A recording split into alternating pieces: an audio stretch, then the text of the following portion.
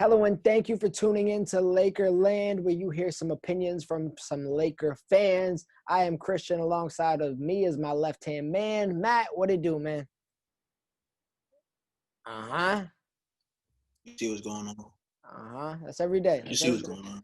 That's everyday jazz, bro. That's every day. How's it going? How's life? Are you ready? You know what I'm saying? Ready to talk about some ball, man? Always ready. Let's get to it. All right. So today's, episode, in a sense, we'll be talking about more so what's going around the NBA, but, looking at it from how we look at it. We're going to be, giving some non-biased opinions. But let's be real. At the end of the day, we're concerned about just a few people, and it's most likely the 15 people on the roster and the few people making the moves upstairs. So we're going to be talking about a few things going around in the league right now, maybe even some shades of Lakers trades. We'll figure it out. But besides that, let's get straight to it. But hold on, I'm a little hot. Let me just take this off. Give me a second, bro.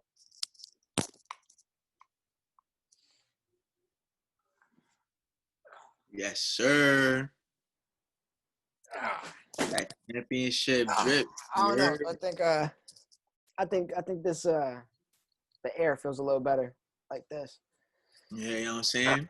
The Lakers team, bro. Little tip gear, that's all. Chips. Tip gear. Lot of chips. I don't know, man. A lot of chips. All right. Now that we got that out the way. You know what I'm saying? You know what I'm saying, man? You know what I'm saying? All right, let's talk about it, man. We just won the championship, but the world moves on. The season is about to start, at least we think. Right now there's shades and there's rumors. The decision, as we record this on a Thursday, it is, the 6th? November 6th, if I'm right? November 5th. They're supposed to be in a meeting. Maybe they're still in one now. They're projecting a restart of either December 22nd or January 18th. They have reasons for both of them. It looks like the January 18th restart, if they go that route, will be about 62 games ending sometime in August. And then the the December route would be 72 games ending around July. They want to make space for the Olympics. That's the whole spiel about this one. And the players are saying that December might not be enough time. What are you thinking, man? My opinion, I don't want to come across as some out of touch, you know what I'm saying, not understanding, but not enough time. Not enough time. All right. I don't know where I was at, but, you know what I'm saying, I could have sworn there was a period of time, maybe 4 or 5 months or so, something like that, when there was no basketball at all and everybody was home. You know what I'm saying?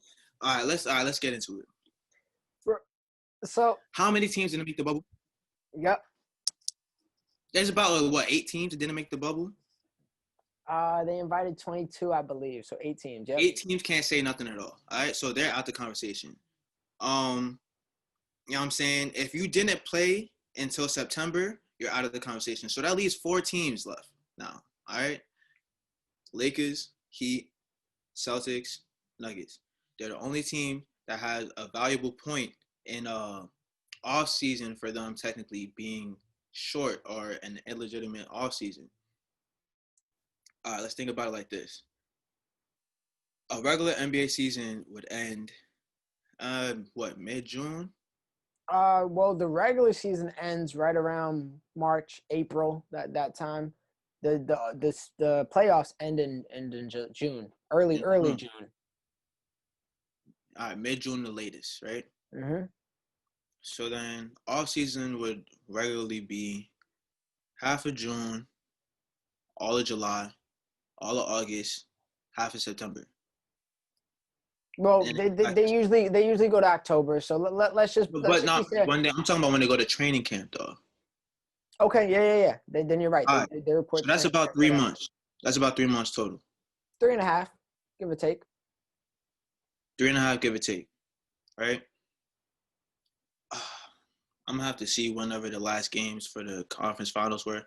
I The conference finals, I do not know. I know the last NBA finals game, I want to say was October 12th, maybe the Right. 10th. Right. In that case, for those two teams, they had like a month and a half to you know what I'm saying, to chill. If you're just saying report to training camp will be December 1st. So they got like a solid not even 50 days. Right. It's like 50 days about, right? For the finalists. The final, this The team. two teams, yeah. This team. Yeah. Out of 30, right? So who are we, let's be real, but who are we really talking about right now? We're talking about individual players? Yes, bro. It's going to be LeBron who doesn't want to play, and maybe, you know, I don't see any of the Heat players not wanting to get at it. The only player that I see having an issue with playing, and Danny Green. he could sit out. I don't care. But it seems like, you know what I'm saying, and I understand from his perspective going into year 18, right? Just made a crazy run for the finals and for the championship. And he feels like, yo, let me chill for a little bit. I understand that completely, right? So But let's think about this, though. You're LeBron James. You do not need to report to no training camp, right? You don't need to report to no training camp. So that's like a whole 20 days you don't have to really be there for. And if you are there, you're probably just going to be there icing your knees and shooting a couple jump shots. What are you really going to be doing, right?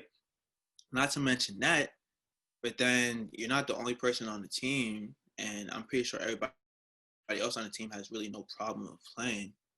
I mean, that's just my opinion. I feel like there has to be more voices for the NBPA to make this sort of counter proposal to the owners, because it can't just be off the strength of LeBron James. But I don't see where anybody else has any complaints in terms of an off season when this has been the most rest any NBA player has had in a single season. Yeah, so I'm basically on the same train as you. It does. Lakers kind of get screwed over just a little bit. It's less turnover, but at the same time, where I stand is from March, the league got shut down, and we ain't open back up till when did we start playing ball again? Late July, right? Yes, it was like July 30th or something. That is close to having 4 months. That is almost, to be honest, that's damn near more than an offseason you usually get. Exactly. And that was in the middle of the season. And then you get another offseason. A lot of these teams, bro, the Suns, they've been back home for almost 2 months now. Yes, they were in the bubble for a solid 3-4 weeks. They played ball, kind of felt like they were in a tournament essentially. And now they so if you combine that their off time, they had 6 months off in the span of 7 months of playing basketball.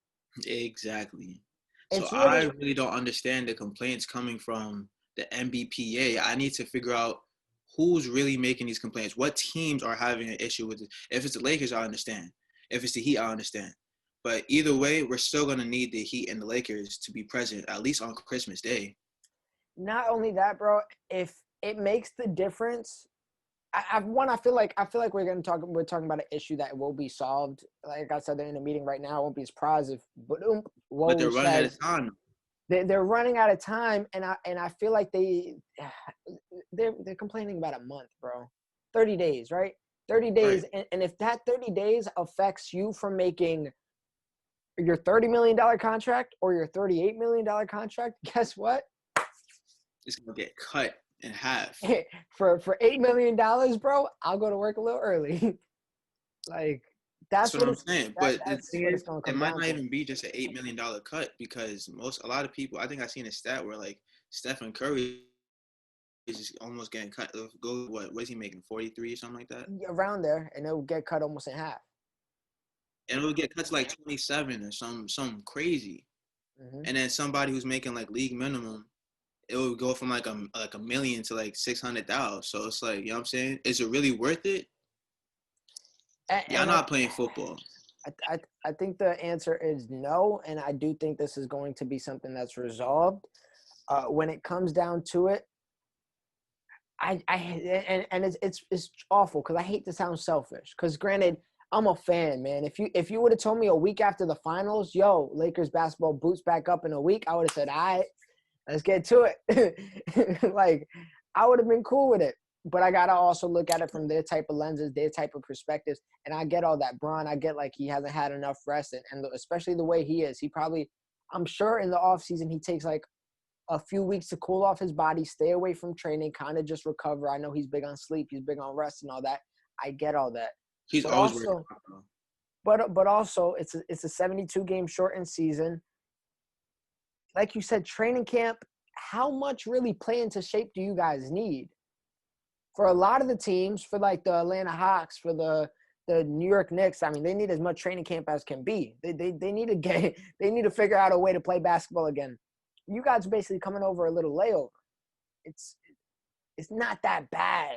At least the way I see it, you can look at it as sure you didn't get enough rest, but at the same time, you never really had time to get out of shape. You're still in that game shape. You're maybe a week away from game shape. You know what I mean? Right. Rather than being that month away that you got to focus, put your head down and train. Right. And I think I seen LeBron make a comment talking about he's about to be cherry picking. And honestly, I have no problem with that. Neither do I. First of all, we chipped, right? So this little beginning of the season thing is not going to be too much of a stress for me. To be honest, I feel like the first month or so, we should be taking it a little easy, just off the strength. Feel me? But we won the championship, man. I expect to have on paper a worse regular season than last year, just because we know how to win. So let's not show our whole hand. We don't have to come in every night. This is kind of the problem that the Clippers did this year. They kind of just phoned in a lot of games because they can. But the thing with the Clippers is they couldn't. They couldn't afford to do that. They weren't a championship team. Yeah. We are. We did that. We got the chip. Like, we're chipped up. So I'm cool if we phone in a few games. We go on a little skid where we lose 2 in a row, 3 in a row, whatever. That's fine. Yeah, I really don't get it. As long as the team is on the same page and the chemistry is there, we'll bounce back come playoffs. And I'm sure in live time I'll be like, God damn it, I don't know if this team is as good as last year's. I don't know if I see the chip, but that's my personality. That's what I do. I think we'll be fine. I'm okay with, Bron taking some off days if there's more back-to-backs and he wants to sit. He's 36 years old almost, right? Is that what he's going to be turning into this season? Yeah. I'm cool, man. Get your rest. Kawhi it out. I'm cool with that too, but I'm just saying don't push back this whole thing because now you're not thinking about just 30 days of rest. That can cost people jobs because look about it. If the NBA lost about $1.5 billion last year just from fans, TV ratings, and merchandise being down, right? They're expecting to lose another $4 billion if there's no fans at all throughout this whole season. They need to maximize all profit. They need to maximize it as much as possible. That means you can't miss Christmas Day. You cannot miss it. If they go down another $5 billion, there's going to be dramatic things that's happening. People are going to be losing jobs. You know what I'm saying? There's going to be layoffs. Like, this is a big deal. You can't just be. Not only that, man, to return, the December 22nd is cool and all. That'll be the return date. But that real first day back in class, that's going to be on Christmas Day. And I think this would be, like, bigger than any Christmas Day we would have had before. You know what I mean? First of all, I don't know where the state of the world is going to be in that case if we have to be quarantined and have to stay in our crib regardless. So, in general, though, most people are going to be lenient to stay in the crib this year rather than, go out and about as they usually do on what they might do on Christmas Day. So this is going to be a big Christmas Day, and this could literally bring back now, I'm not going to say they lost NBA fans or whatever the case may be. But they did. They did. But this could be that big NBA day, especially when, we were kind of getting washed out with all those sports going on. It's just us and football. And football knows Christmas Day is NBA basketball. It always is. It always will be. And if we miss out on one, we miss that. Yeah, that might. It's leaving it open now. Exactly. You're leaving. You can never do that. They know NFL has Thanksgiving, right? That's tradition. NBA has Christmas. That's tradition. If you give up that real estate right there, and somebody else walks in and takes that, let the NFL see Christmas Day. It's not good news. You don't want to compete with that. Yeah, man. And yeah, that's exactly one of my fears. And as an NBA fan, I want to see the sport. I'm not going to say peak, but I want to see it at its peak of popularity. I want to see everybody talking about like, oh my God, LeBron James, he really just, him on the Lakers is just too much. They're looking like a next dynasty. Like, I want to hear that, chat. I don't want to hear, oh yeah, they won the chip, but who was watching that one? Right. You know what I mean? Right. We're talking about Lakers basketball. This is a little different on this side. So, Enough for nothing. I think players owe Adam Silver a little more than that. That's all I'm saying. Man, the guy has got it done. I'm also interested to see how scheduling is going to be done this coming season, because of the obvious reasons. I don't know if they're gonna probably limit travel. I heard maybe something about like instead of playing, the Nets once and then having them to come back to you, maybe you just play them twice over there or whatever the case may be, or they come to you. So you kind of just get it out the way and you don't got to worry about the transport again. So you could focus on more so regional stuff when you get the chance to. So I trust Adam Silver though when it comes down to it. I'm afraid of the spike that might be, winter COVID. But Adam Silver, I'm putting my faith in you, and let's see how it goes. I've done it before, and he hasn't let me down yet.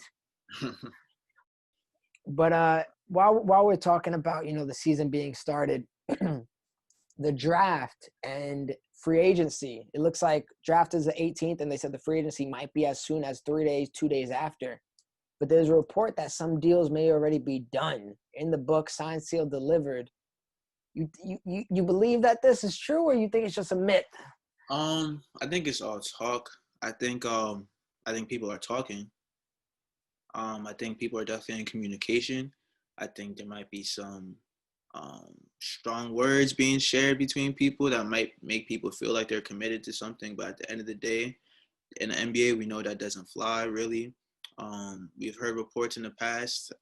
KD's 100% going to New York. You know what I'm saying? He did. He did. It just wasn't the Knicks. Not for real. But you know what I'm saying? We've heard stuff like that all the time, and I feel like it's just people chatting. You can't really just take it for what it is until somebody does it. Because, like I said, let's use a Kevin Durant example again. He told Russell Westbrook, I'm staying in OKC. If we went by his words, then, you know what I'm saying, then we'd all be heartbroken. But he went to Golden State. So, you know what I'm saying? It's all about what you do and how the moves are made. But the talk that's going on right now does not matter, unfortunately. Yeah, I mean, I honestly, I'm on the opposite end of the spectrum. We see all the time, man, free agency, the clock hits 12 or whatever let's say it's, what is it normally? It might be like 10 and people be signing, yeah. And all of a sudden, Kemba Walker has a 5-year deal. Like, bro, you didn't discuss that in 60 seconds. No, but that's what I'm saying. They're definitely in communication, but nothing is in concrete right now.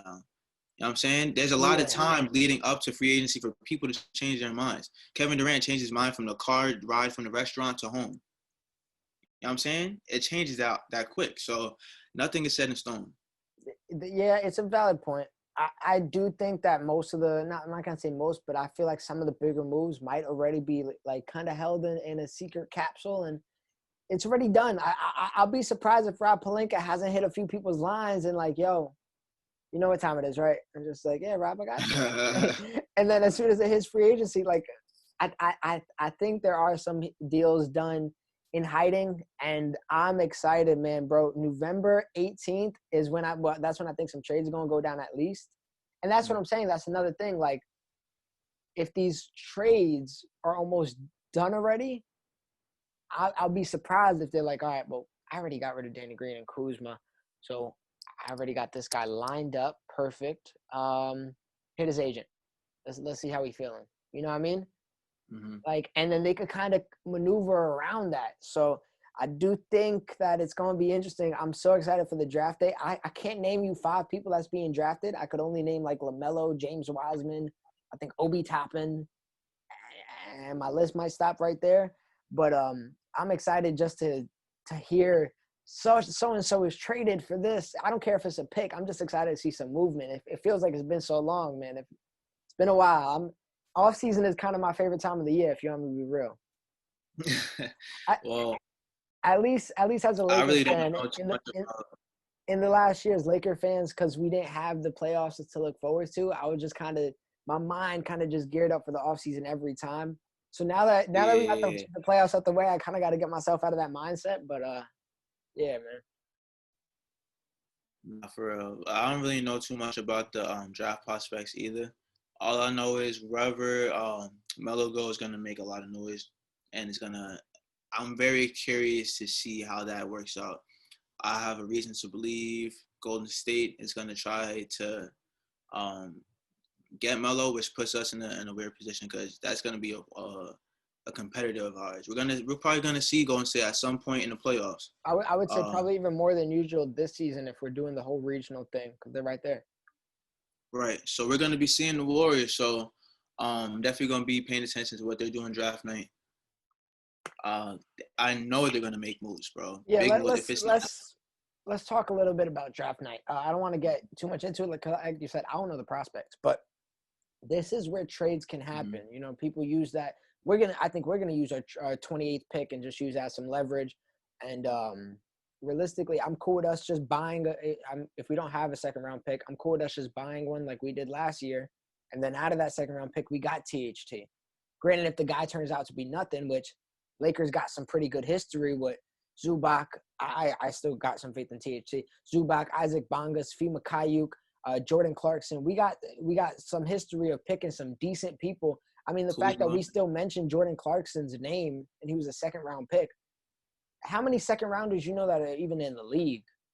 yeah, I mean the Lakers is definitely good at that. If you really look at our track record in terms of draft picks, we actually like that. So like the idea of trading a 20th pick, like you said, it sounds good. But I was thinking about it, like, yo, our late picks usually turn out to actually be No, pretty productive for us. they do, but at the same time, we don't really need anybody who's inexperienced or anybody that can't produce right now and can produce in the future, at least I, for the time being. I That's why I agree. said like the second round pick, like THT, if we keep him in the G League for 2-3 years and he ends up blooming into, not he's a similar skill set player, but if he ends up blooming into like a Norman Powell who just comes out of nowhere, or a Fred VanVleet, and he was just in our farm system, I'm cool with that. Like let him get his time off in the minor leagues almost. But realistically, I'm expecting some moves. Maybe we see Depot traded. Maybe we see Warriors, go into that real contention mode, trade their number one pick in Wiggins or trade their number one pick in this. And now all of a sudden they got another star in their hands. Are you expecting any moves from anybody? Right. And who should we be looking out for if we're Laker fans? That isn't us. Right. Like I said, I know the Warriors are going to make moves. The Clippers are going to try to make moves. Right. I don't know if they got picks, to be honest. That is a great point. You know what, Steve Ballmer, you are a great man, Steve Ballmer, because you really folded the bag. I'm not gonna hold you. Y'all had mad picks, and y'all really just gave it up. OKC about to eat. For the next like 5, man. For the next 5, OKC's gonna go crazy. OKC about to eat, bro. I'm type of a little worried about OKC because And they got an interesting thing too, because I feel like they're slowly building up a good like farm system. Where the hell did Lou Dort come from, bro? Genuine question. I never heard of the bull all season, and all of a sudden in the playoffs, he's a real difference maker. bro, he's the reason that they lost though. Yeah, but he's the reason they were in that position. I'm not jacking that. But yeah, you said Warriors. I don't know what they're doing, man. I couldn't predict anything. I've heard, they're trying to aim for Giannis. I don't think that's happening. I feel like the only real team that's aiming for Giannis is the Heat, and I don't know if it's going to be right now. It might be sometime later. I don't think Giannis is getting traded at all, to be honest. I think he's either staying with Milwaukee or he is walking, and that would hurt the hell out of that franchise. They will go from like the top of the pack to poverty in a second. That'd be bad. Bro. It'll be bad because nobody's going to Milwaukee, Wisconsin. I can tell you that much. Bro, Nobody. You could not pay Kuzma to step 10 feet within that area if it wasn't for a Bucks game, bro. But so I'm scared of what the Warriors might do. I'm scared. No, I'm not scared of what the Thunder might do because they're not really going to be contenders. But honestly, who I'm Don't say looking that, at, bro. Don't say that. no, I think they're in full rebuild mode. I think they get rid of CP3. I'm interested, like maybe CP3 gets flipped. But I'm looking at teams like the Nuggets, teams like the Nets. We're talking about teams that have Nuggets to me and Nets in this case. They both have a lot of role players, and especially come playoff time, you only need like 8 players. You only need maybe 9 players. So that's when the who was the one bull they traded last year that just because they had him, and it was like we really don't got the minutes for him. Malik Beasley, good player. He got shipped to the Timberwolves, and it was I don't really remember who it was for, if you want me to be honest, but it's because they could.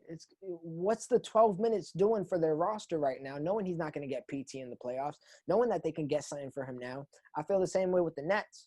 Like, they got Dinwiddie, Karis LeVert, all these assets, and it's like, I really don't need these people, if you want to be real. Mm-hmm. So I'm scared they might flip one of their young guys, a pick, maybe another young guy, maybe another future pick.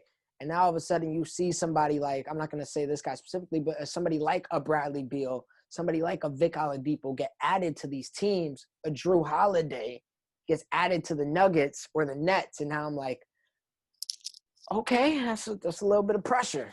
Yeah, no, I definitely see that being a possibility for the Nuggets. I see that being a possibility for who else? Not the Nets, because I feel like the Nets, they have a lot on their roster, and I don't think they want to tweak it too much. You think the Nets are willing to tweak their roster that they got right now? Kyrie Irving said halfway through the season, he's like, look, man, we need to make some trades. Yeah, he said that. He legit told the media, they're like, yeah, what you think is wrong? He's like, we just need to trade some people. Kyrie Irving has to be probably the worst leader in of basketball history. Of all time, bro. Nah, no funny. I love Kyrie, but like, bro, I would hate to be on your team, bro. Not gonna lie, shitting on these guys, bro. And they hold it down too. Let's not get it confused, bro. They got into the playoffs without you, right? And I mean, they held their own. I mean, they got spanked when they got to the playoffs, but you got Dinwiddie wanting to get out so bad, he's starting GoFundMes. He started a GoFundMe, bro. If that's not a cry for help, bro, I don't know what is. A GoFundMe, and I'll join your favorite team. A GoFundMe, bro, and saying like, yo, if you get me out of here, I'll go anywhere. I'll go anywhere. Bring me to Wisconsin, please.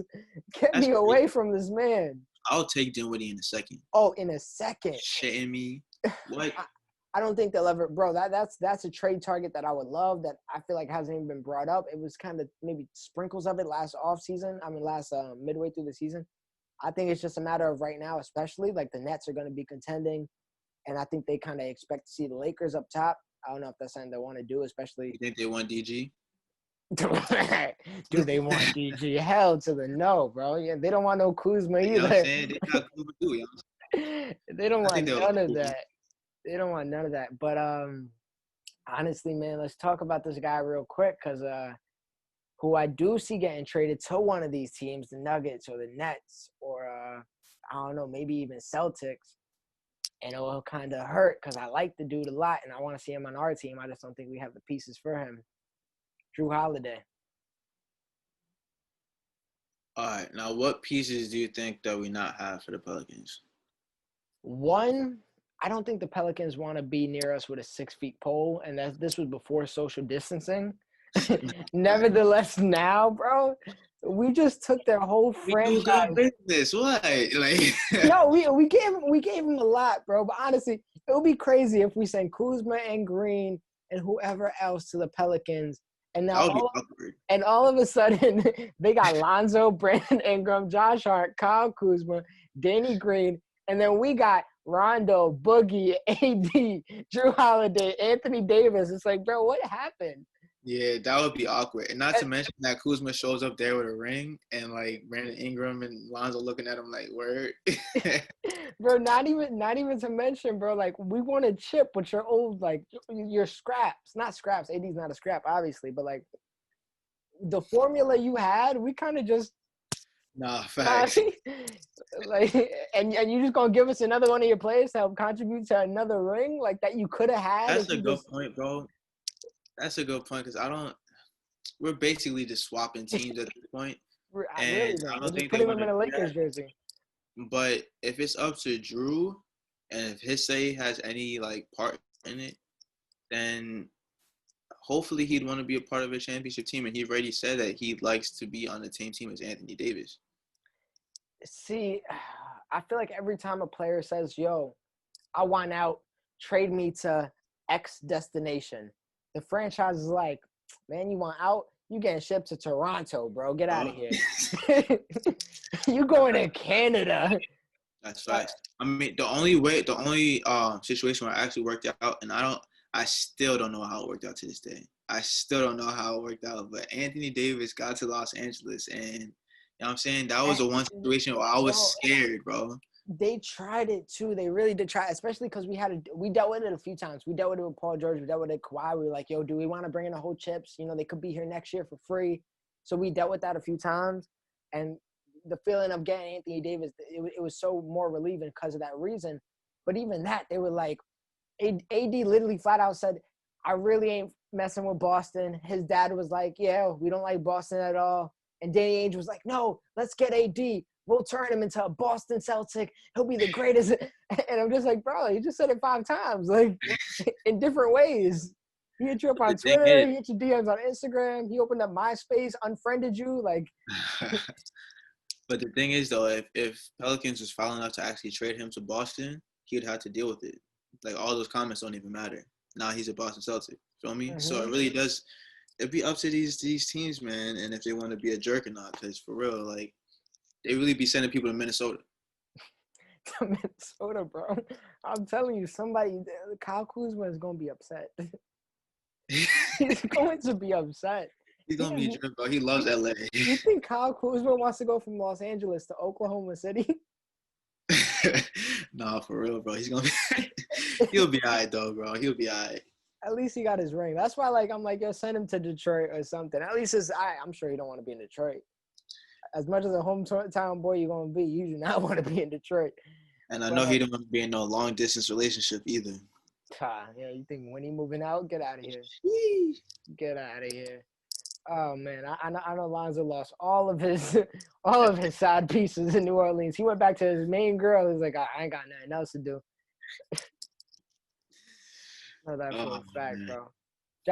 Josh Hart is still under all the Lakers tweets. Pray He's for sad Josh. as hell. Pray for Josh Hart. Somebody check on Josh Hart. Man is heartbroken right now. He's still going through it. I'm still seeing him on Twitter. Brandon Ingram is the only one that don't give a damn, bro. He don't give a shit about He take a road trip to Atlanta and just be alright. Bi chilling, bro. He's alright. He don't even know the Lakers won. He has no idea. But Bro, what you think about getting Lonzo back? oh, you kidding me? You kidding me, bro? I'm a huge Lonzo fan. I would love But do you think that's a realistic target for this year? Like I said, Pelicans is not touching us with a 6 feet pole. So what I do want to talk about, because let's say we somehow put together a trade package for Jrue Holiday, right? And this kind of falls in the same boat. This is a question I want to ask in general, because the whole idea when we structured all of our contracts for the winning season we just had, we did all 2-year deals, a lot of 1 year and then opts out. So like mostly worst case scenario, 2-year deals so we could have that free cap space come next off season. Like it was kind of supposed to be like, all right, we'll win hopefully one in the next 2 years. And then we have another off season to pick up another star. And if we wanted to, we could dump everybody we got except AD and LeBron. But what do you think about somebody like Jrue Holiday who's locked in on that offseason? So we'll have him for 2 years right now. Or a CP3 like we mentioned before. And we kind of revise the plan a little bit and maybe focus on the offseason after, being that since we already run the chip. Yeah, that sounds good. Jrue Holiday, his value to me, sounds crazy, but his value to me is more than Chris Paul's. So regardless of the year situation, I want Jrue Holiday. That's my priority. Okay, so let me run you. I guess I should. Let me run you the 2021 free agents and compare it to the 2021 free agents, compare it to the 2022 to kind of see what we might be missing out. So the 2021 NBA free agents, this is, I mean, it's also a lot to do with player opt-outs. So 2021 NBA free, I had it, and then Siri erased everything I had, so she kind of did me slime. So 2021 free agency, which is what we're kind of best structured for right now, it's a lot of player opt-outs. Let me kind of just filter through that. Like, I don't see, unrestricted free agency. So we got like the Gordon Hayward, Mike Conley, Kyle Lowry, DeMar DeRozan, player opt-outs from Kawhi Leonard, Paul George, Blake Griffin, Giannis unrestricted, Andre Drummond unrestricted, Rudy Gobert unrestricted, Victor Oladipo unrestricted, Dennis Schroeder unrestricted, Danny Green unrestricted. So that's just what's Dinwiddie? Was he under? He was a player option. Yeah. Then this is. I'm not gonna hold you, bro. Only like 3 of those names sounded like any type of attractive. Yeah, I'm looking at it now because I think we're kind of facaded by the PG, the Kawhi Leonard, but are they opting out? Blake Griffin, I'm sorry, I don't see him opting out. He's making $34 million. I don't know if he's making that in the free agency market. So same thing, CP3 making 30, 40 million. He's not making that in the free agency. Blake Griffin is one of the names I considered to be one of those names, but scratch that off the list. So looking at this now, if I update my list, 2022 might be the fire route. Let's see. Let's start with the player options. James Harden, that might be a valid one who leaves if Houston doesn't work out, but I feel like he likes the strip clubs too much. John Wall, Russell Westbrook, KD. Then we got unrestricted. Steph Curry, CP3, LeBron James, Kawhi Leonard, Blake Griffin, Paul George, Jrue Holiday, Julius Randle, Aaron Gordon, Zach LaVine, Terry Rozier, Ricky Rubio. That's next year. That's the year after next year, bro. 2022. Yikes. That's deep, bro. And that's Kyrie honestly, Irving, player option. Jimmy Butler, player option. Kemba Walker, player option. Bradley Beal, player option. Never mind, bro. I think I answered the question for us. I think I now looking at that, I think I'm committed to locking up. Yeah. I think I like a 2-year plan, man. Yeah, because, I mean, there's not really much for us to get next year anyway. And realistically, how many of those would want to come? The biggest name is the Giannis, and maybe that's not realistic. Kawhi and PG. But I don't know if that's realistic. It's not realistic, and I don't want them, bro. I don't want no Clippers in the Lakers jersey. Shitting me? What? Man. Kawhi had his chance, bro. Paul George had his chance. I'm not trying to hear nothing from him, bro. Like, how weak would you be to switch LA teams like that? I'm gonna be honest, bro. I might be looking at that CP3 Thunder trade now. For a year? It would technically be for 2 years. It'll be this season and the next season. I'm not mad at that, man, to be honest. CP3 is still a great player. He showed that in the playoffs. Great PG. I mean, not Paul George, great point guard. This is on the spot right now. This wasn't really on the docket. I'm just freeballing, and this is kind of what I like to do as well. But let me see where we at with time. All right, yeah, we're getting close with the time. We got maybe like 10 more minutes, 15 minutes. I'm just freeballing here. But if we do CP3, and the money still adds up, where we can do a mid-level exception, which means we could offer about $10 million. Imagine a lineup, bro, with CP3, LeBron James, Danilo Gallinari, and Anthony Davis. Who's the fifth? The fifth could be, it could be a vet man. It could be a Boogie. It could be a JaVale. Maybe we could get Dwight still back for cheap. I really need to get Dwight back, bro. He's the most reliable center that you just named just now. Yeah, he is for sure. But even, bro, we started with JaVale McGee last year. What does it matter if the playoffs we got Anthony Davis starting center? I don't know, bro. That sounds a little scary. CP3, Avery Bradley, LeBron James, Anthony Davis, Danilo Gallinari as a starting five in the playoffs. That's a sick five, bro. That's a sick five. And CP3 Gallinari, sheesh. I mean, bro, any lineup that has AD at the five is a great lineup. And especially if our four stretches too. Oh. Bro, GG.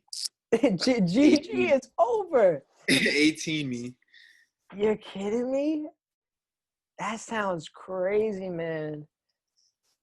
Ooh. That's a crazy lineup. That's a crazy lineup. Again, I didn't put you on the spot thinking. I didn't do the logistics, but we also got to make sure our bench is solid too, though. You know, feel me? Yeah, but honestly, a lot of those people can be vet men guys. We seen it this year. All of the guys who came through, to the exception, Bradley was an exception deal, like literally a vet exception deal. I think he was our mid-level this year, and we already got him for next year, unless we end up trading him off. But the bench guys who came up last year for us, Caruso, Keith, Kuzma was getting paid crumbs. We're talking about people that we don't got a real six man. We don't got nobody making 18 mil coming off the bench. KCP. He was starting. I mean, yeah, sure. But I mean, in KCP, he's an on and off starter. I feel like KCP coming off the bench wasn't the best in the world. You know what I mean? We can get that cheap somewhere on the market. Yeah, but he was big for us in the finals. So I think that's something to be noted when people show up in on those stages. You know, because my thing with Kuzma at first was he was going to be valuable when it comes to that stage. Yeah. Now that we've seen everything, you know what I'm saying? I'm not opposed to trading him, but KCP, he showed some sort of value. Like, he definitely made the finals first team, I feel like, to me. Yeah. If there was a first team all finals, he would have been there. Bro, I'm talking about a guy who actually knocked down his threes, which is, for this team at the time, was much needed. So I'm with KCP too, though. And that's another thing, though. If we trade for CP3, again, I'm almost positive. I like maths, but I'm not an NBA cap guy. It's a whole nother level to it. But if we trade for a guy like CP3, we can re-sign KCP because we got his bird rights. So boom, give him another 2 years. We still got Bull coming off the bench. You know what I mean? Fill out our rosters with a few buyouts and a few vet minimum deals. Like I said, I think Paul Millsap might be getting a vet minimum deal this year. I know you weren't keen to him, but 12 minutes off the bench from a veteran who won a little bit, I'll take that. All right, here goes the Paul Millsap. Go off. Go off. My fault.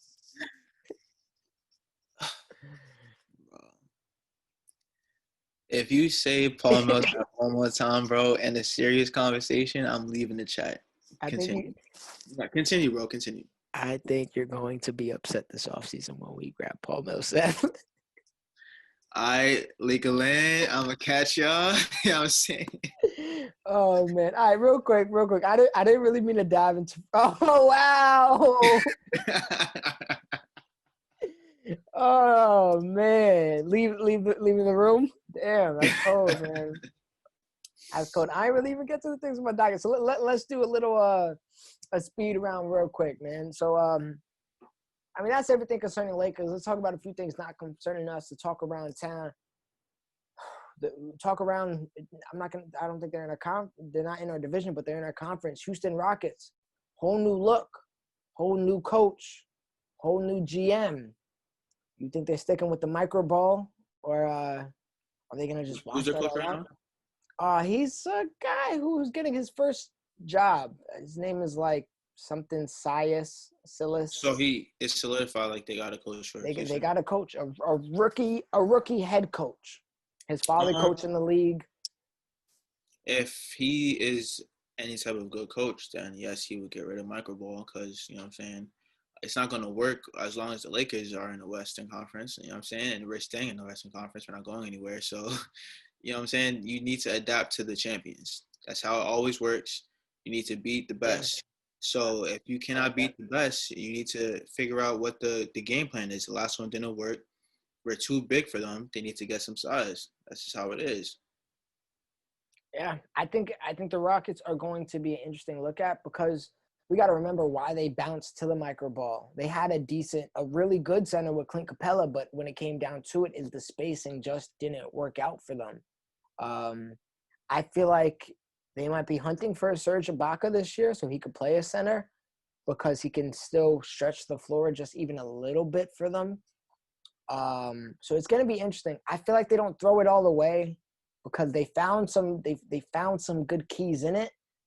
But I'm interested if they do throw it away, like, wow, what a waste. Small ball is not even a problem, bro. How used. Tucker at the 5 is not gonna work. Sorry, it's not gonna work.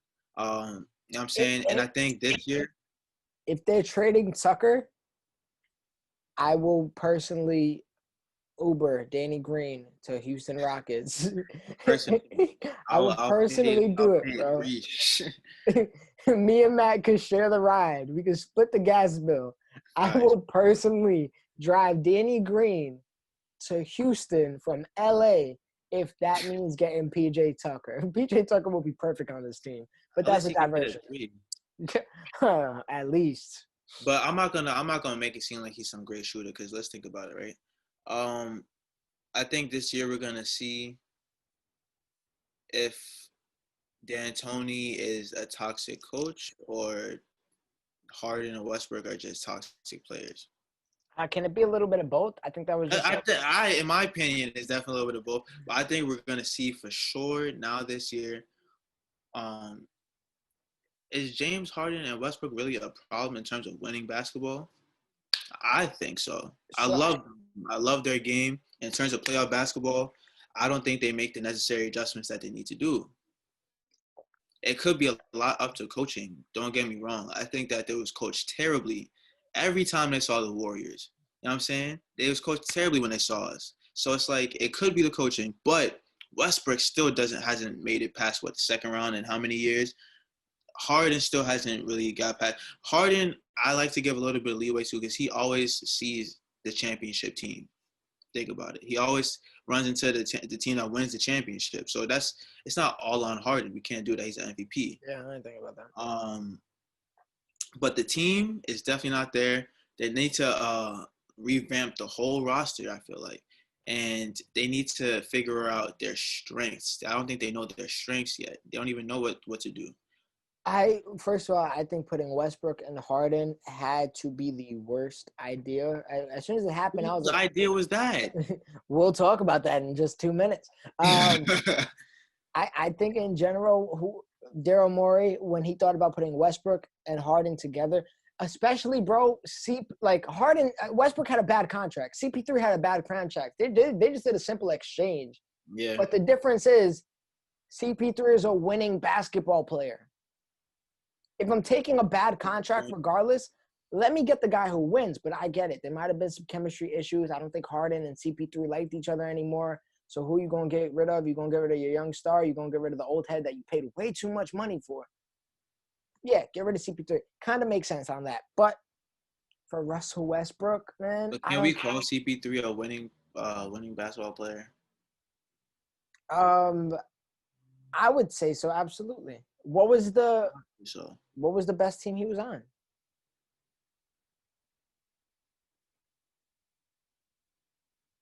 You don't have an answer? You don't know? Do you know?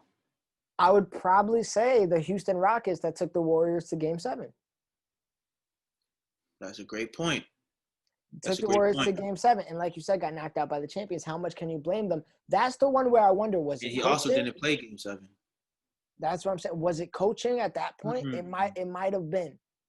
Besides that, CP3, before he was on there, he was on the Clippers with Lob City. Unfortunately, I really don't know the issue with that because they had a squad. That was their chance. That was definitely the chance. Clippers definitely could have been relevant. Maybe Doc Rivers. I don't know. I hate to always blame. I hate to always blame it on the coach. No, for real. But I mean, a lot of it do be the coach though, because they really just think about the systems that are in place. Who during the Lob City era, who's winning the championships? Was it the Heat? that's all Heat and the Spurs. Heat and Spurs. That's a coaching battle. That's what I'm saying. That's a coaching battle. But even that, man, I definitely see CP3 as winning player. Look what he did with the Thunder alone this year. But he's also his skill set. He's not made to be the leading scorer on the team. Come Clippers, who's your leading scorer? I'm sure it was him or not Blake Griffin. Blake Griffin's not really that. He's not that guy. You know what I mean? He's not that killer. When it comes, wasn't that guy at the time.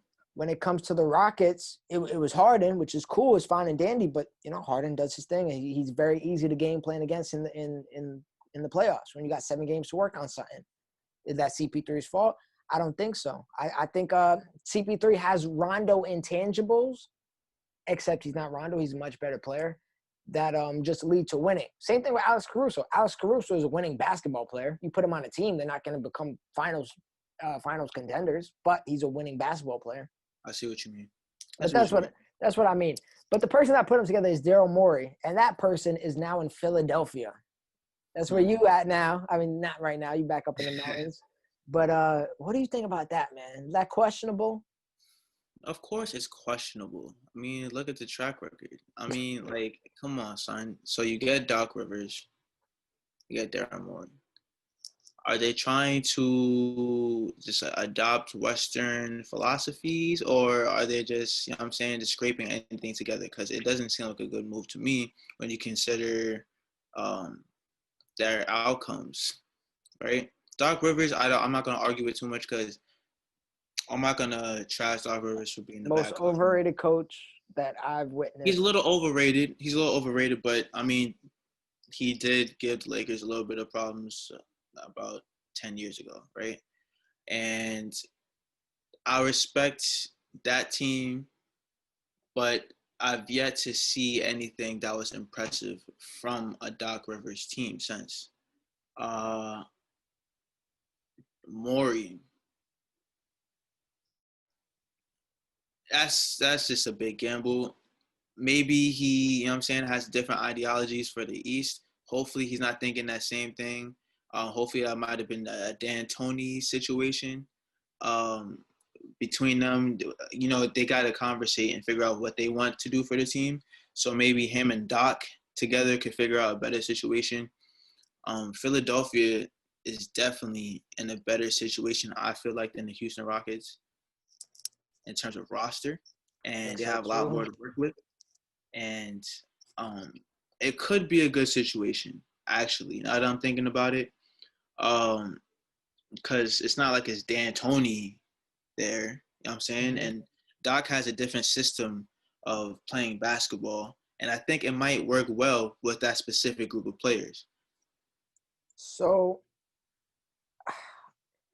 as much as I can talk bad about Daryl Morey, I can, but when it comes down to it, I can't act like that dude doesn't work his ass off.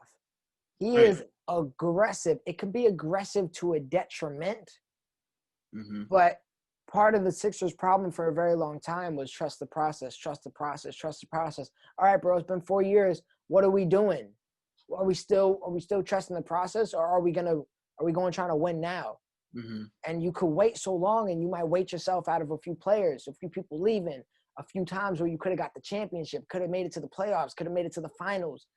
So Daryl Morey, if it's not for one thing, he is going to be aggressive and try. The thing where I lose Daryl Morey is you can be aggressive while being smart. A lot of times he gambles his future away. He screwed the Rockets up, if you look back at it. But at the same time, he put the Rockets in that situation to begin with. He put the Rockets in this, maybe a contender conversation. The Rockets themselves folded. At the end of the day, Daryl Morey isn't dribbling the basketball. So Daryl Morey, he's going to try. He might be too aggressive, and he might gamble he might trade out Al Horford, who is in a bad contract, for a bunch of picks for somebody else. So if this process doesn't work, guess what? Sixers are back in the same situation they were just 6 years ago. And it's like 17 wins, 18 wins. Oh, the Sixers are coming to town. Let's go out to South Beach. Let's pay off a few tabs. And we don't got to worry about what's going on tomorrow. But Thanks. I don't know. I think if he does if he's aggressive without being stupid, in general, I think he's going to put him in a better situation. I just don't know if it's going to be a better long-term situation. But at the end of the day, how long are you going to have Embiid and Simmons as a unit together for? And if not, you gotta knock on the door and say, hey, somebody's the problem here. It's either Simmons and Embiid, and Daryl Morey will be the guy who's like, all right, well, I think I know who the problem is. Let's get him out.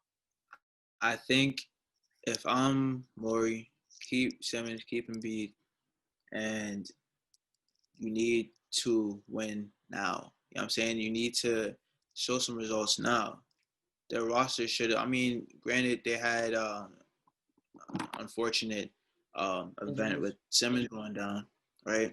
But you can't not make it past. You need to at least get to the conference finals. That's how I feel. But with the roster that they have, the franchise that they have, and what's been expected of them for so long, right now, if they don't make it to the conference finals, they have to blow it up. You know what Daryl Morey reminds me of? And then we'll get to our last topic of the day. Daryl Morey reminds me of when you get 2K and you blow everything up. Like you're going for the big fish, getting rid of all your future draft picks, getting rid of all the young talent. You know why? Because in a year, you're not playing the game anymore. You're not playing the 2024 season. So you don't care what you're giving up right now. Because Magic Johnson, I'm not going to be here later. So that's what Daryl Morey doesn't. But at the end of the day, if you just win one ring, it makes up for it. Yeah, I mean, unfortunately, Lakers I don't see them winning next them. Yeah, because we're gonna be in a wave of that. I don't know about that anytime soon. It's gonna be a win for them if they make it to the conference finals. Even if they make it to the finals, it's a big win. You know what I'm saying? But coming up that short is not going to fly in Philly. If you keep doing that, you know what I'm saying? If it doesn't work this year with the healthy squad that you have, blow it up. Yeah, man. All right, we're going a little over time, so let's cut this to just one word. You know what? Just let's keep it under 5 words. Let's keep it under 5 words. The Brooklyn Nets, healthy KD, healthy Kyrie. We don't know what they're doing yet in free agency, trade market, whatever the case may be. But they got Steve Nash. They got Mike D'Antoni. They got Amari Stoudemire. All people that kind of got close and kind of failed and fell flat on their face. What do you think of the coaching staff so far and the idea of the Brooklyn Nets being contenders in a few words? Not a bad idea. Not a bad idea. Not a bad idea. And I got a good 3 words for the overall team. Maybe next year. I'm trying to think of how to phrase the next few words without having to explain too much of it. All right. I guess the only 3 words I got is watch it fail. I think this is going to be a disaster, man. Kyrie, I do not see as a leader. I don't know if I see KD as a leader. Steve Nash, rookie coach. D'Antoni, do not like. Amari Stoudemire, rookie coach. Another 3 words is that's 4 words. It's going to be disappointing. Or that's 5 words. Christ. I graduated college. I could stop reading the book. The thing is, I have a little more faith in KD to just dismiss it completely. I don't think it's a great situation. It's not a bad idea in terms of the coaching staff because I think a lot of times coaches who think they know everything get in the way a lot, and I think they're going to let them play. So with that group of talent, letting them play might be the best situation. But like I said, maybe next year. It's not gonna fly this year. It's my opinion. I like that mentality, man.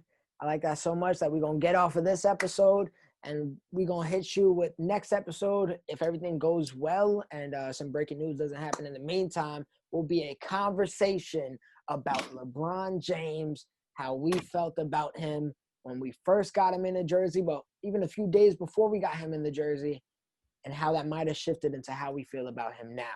That will be the next time you guys see us. In the meantime, if I don't see you, have a good afternoon, good evening, and good night. GG.